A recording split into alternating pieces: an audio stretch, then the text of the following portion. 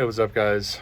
Just wanted to hop on here and give a quick breakdown of the Nomatic Peter McKinnon 35-liter bag. I took it on the trip to New York City, which you can see right here, and it served me really well. It was a quick in and out trip, and yeah, I mean, it's a heck of a bag. It was probably my best gear purchase of this past year, apart from the FX3. So yeah, it's just a quick breakdown of everything I put in it, and hope you enjoy. Okay, so starting from the outside, like I said, this bag was probably, next to my FX3, was probably my best gear purchase this year. It's built super well. I know it's, you know, $400. You can get on sale, I think, for $350 from time to time, but well worth every penny. Like, super well built. The zippers are sturdy, holds up well to travel. It's got this sleeve on the back for sliding over your carry-on bag, which is really helpful. But yeah, like I said, this was a basically I was in New York for 8 hours, 10 hours. My flight left at Indy, out of Indy at 8 in the morning. I landed in New York at 10, and then my flight, my event was at like 3:30 up in Harlem, and then I caught a 8:15 flight back to Indy. So all in a day's work. I knew I didn't want to check any bags, and so the capacity of this worked really well for me. I actually ended up packing a lot of stuff that I didn't use, so I'll talk about that. But yeah, so just starting off, I brought this Peak Design travel tripod, and this is the aluminum version. I didn't want to spring 600 something bucks, and I've honestly been thinking, like, should I sell this? Like, it's really made for... Everything okay, buddy? You okay? Yeah. Anyway, I was considering selling this, but it was trips like this that really showed its value. Do you want the eggs inside? Yeah. Okay. Yeah. Good job. You learned. Yeah. Here, let's get the eggs out. Can you open that? There we go. All yours. Okay, back to our regularly scheduled production. Yeah, this is really, if I'm being honest, it's more of a travel photographer's tripod. It says it holds 20 pounds. I haven't weighed my rig fully rigged out, but I'm thinking I'm closer to 13. And I've had to tighten the Allen keys because when I first got it, they were not tight enough, and it kept sliding down. And then also the bottom legs are pretty slim, and so they were starting to kind of like bend a little bit under tension. So I ended up closing those down because I got creative, and I'll show you. I added the, or you may have already seen, but I added the my RS3 Pro gimbal on top, and that kind of gave me a little extra room to shoot over the crowd. It was just a group of kids, and my client was reading a children's book that he wrote. So all that being said, this served me pretty well. I'm definitely going to hang on to it for, you know, more solo day trips like this. Again, this isn't supposed to be like a full review of this bag, but I love this bag so much. The little water bottle flap / travel tripod holder snaps flat, and it actually holds up to one of those big, you know, 1.5 liter, you know, Fiji bottles or essential water or whatever it's called. So yeah, love that. We'll go to the front pouch. That's typically like the clothes storage pouch. This is just where I keep my keys, wallet, so I don't lose anything. There's a nice little clasp inside to hook your keys on. So in here, I packed this shoulder rig setup, and then this is the base for the gimbal. I've got it's like a quick Arca Swiss universal. It's like the Peak Designs. So I can transition my gimbal from this to this head relatively easily. And then my dad, who's been a videographer for 35 years, gifted me this Lasand rig. It's like a shoulder rig with kind of a belly belly brace right there. I tried it out at home and I didn't know if I was gonna bring it, so I figured I'd rather have it than not need it, but I ended up not needing it for the shoot. It was a super short, like, yeah, so ended up not needing this. And I had initially packed my gimbal in here on the way out, and then on the way back, there's the kind of expandable storage. This is where you would typically put your clothes. And so it actually ends up expanding quite a bit. I had trouble fitting it under the seat in front of me. So I was on a smaller plane. But yeah, so I ended up not needing this. So in the future, I wouldn't bring this. And then my son's gonna play with it. So yeah, that about does it for this pouch. Okay, so now this side's done. Go ahead and flip it over. Go to the main pouch. I also brought my laptop. It's a 16-inch MacBook Pro M1 Max. Fits perfectly in there. Also kept my little solid-state drive and charger and whatnot. Fits really well. This bag's just so well thought out.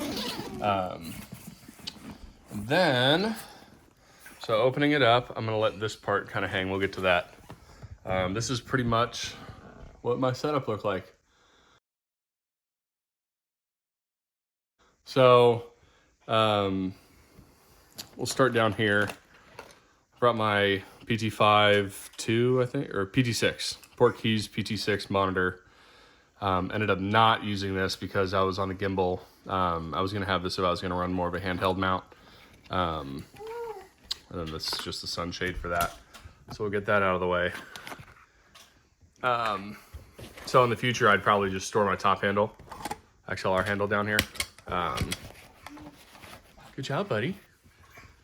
Store my XLR handle down here. Had my Rode Wireless Go 2 mics that I keep in here. It's an old Canon case of some sort, but it just keeps everything. I have the individual mics and the two transmitters and the receivers in there.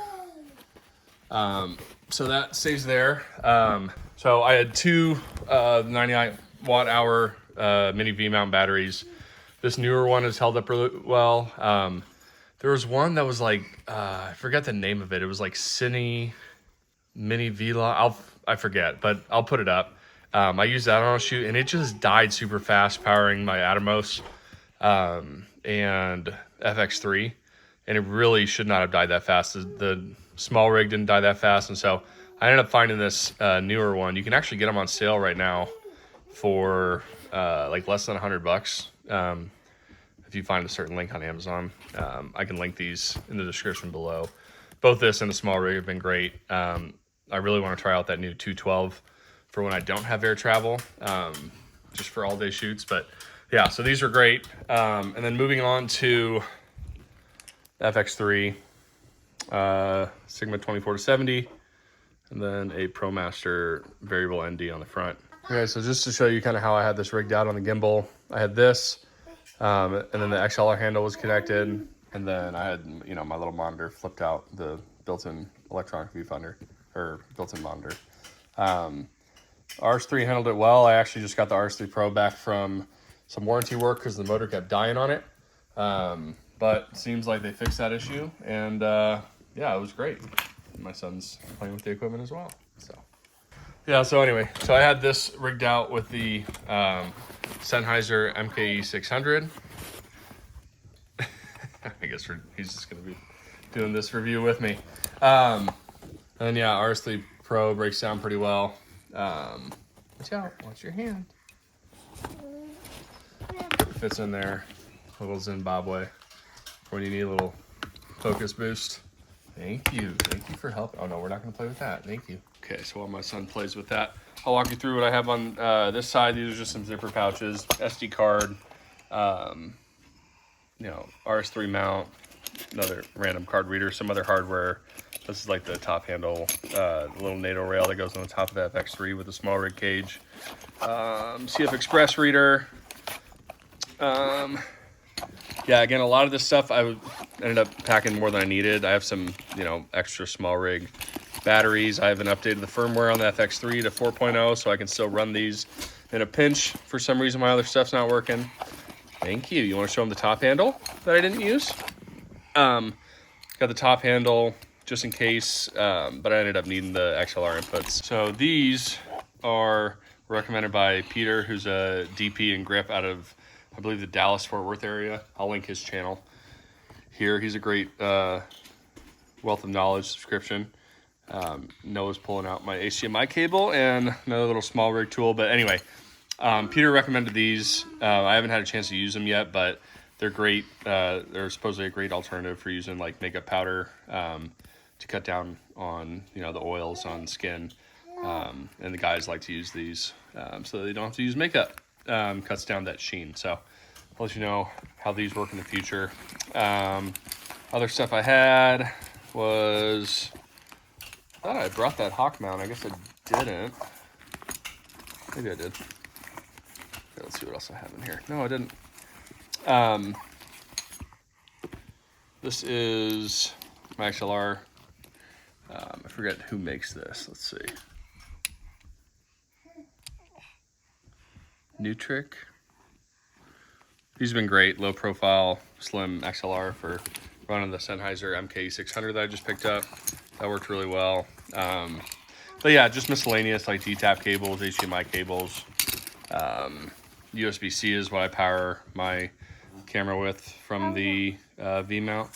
Not a dummy battery, so got that short right angle camera. And then, yeah, I'm gonna have to move my son and put all this stuff back in there. But yeah, so that's pretty much the gist. Yeah, that and some USB-C charging cable that I keep in here, and then I think I keep another battery backup, and then that was an additional, that's the original DJI plate for the RS3 Pro and another iPhone charging cable. So having the extra, I'm glad I brought 2 V-mounts because when I got in a little bit early and decided to work at a coffee shop because I had some editing to do, and they don't have outlets in New York City, or at least they didn't in this coffee shop, like for public use. So I was able to power my MacBook using the, you know, quick charge cable, the MagSafe, off of I think it was a small rig V-mount, which helped me out.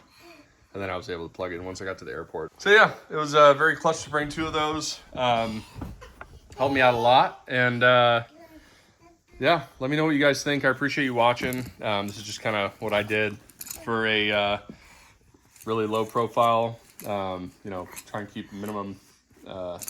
I actually ended up bringing a lot more than I needed. So I could have been a little bit lighter, but it was really cool to see that I was able to pack so much equipment into one backpack that, you know, fits through carry-on. Didn't have to go through the hassle of checking luggage. You know, obviously, if I had more time, I would have, you know, checked my Sockler tripod and been a little bit more professional with it. But just given the circumstances and the small space we were shooting in, this is what worked. So yeah, anyway, appreciate you guys watching. Like, comment, you know, subscribe if you want to see more of this. And yeah, see you next time.